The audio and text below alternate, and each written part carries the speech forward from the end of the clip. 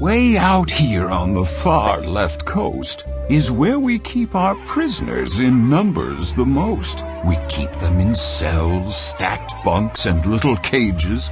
So many have died, the courts issue pages of orders and guidelines and silly things we should do, like follow the Constitution, so a convict'll murder you.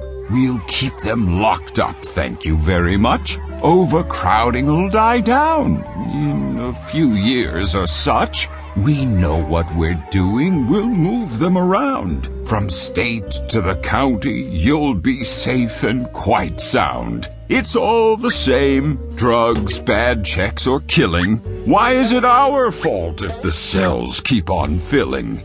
The sentence is tough, our taxpayers protected. If only our prisons weren't ever inspected by nosy judges who do nothing but whine. You see, all we need here is just some more time.